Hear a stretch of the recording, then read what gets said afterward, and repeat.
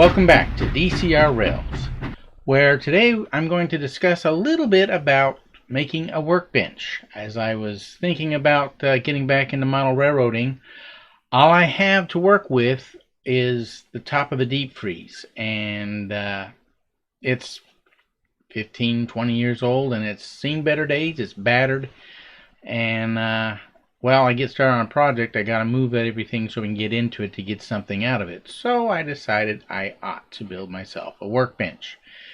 And so I got online, went looking around, and I came across this. And I thought, that's perfect.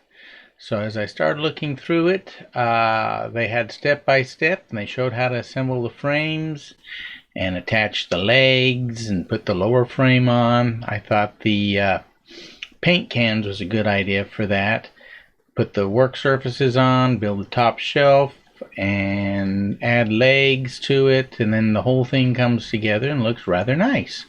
So I thought that would be a good project to do. So I got busy on it. I spent an evening with a notebook and a calculator and figured out my cutting scheme. Went down to the big box store late in the evening. No one was in the store, and so I was able to talk them into cutting all of the pieces for me. And we'll go out in the garage now, and I'll explain a little bit about what's going on, and we'll run through that really fast on putting this thing together. So I've got the lumber cut for my workbench. So I will begin assembling this workbench. It's the first step towards getting my model railroad built. I need a place to do some work. I've got a project over here that's going to be a shelf for computer monitors and printers and such. And well, I need the workbench so I can finish that up. But there's kind of the sketch of what I'm going to do. It makes sense to me.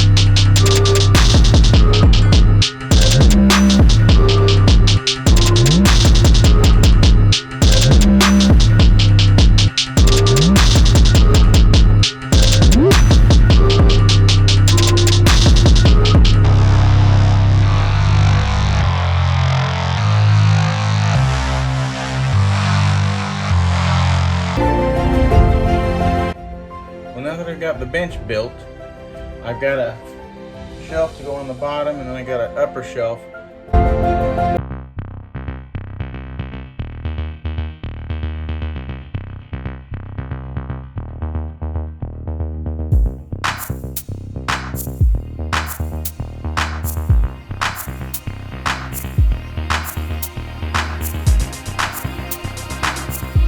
Bench is done. I can take care of a couple other projects. And if I get that stuff cleared off up there, I might be able to use some of that lumber for the bench work for the model railroad that's going to go out here in front of it. So first step to getting the train is in place, so we'll see how it goes.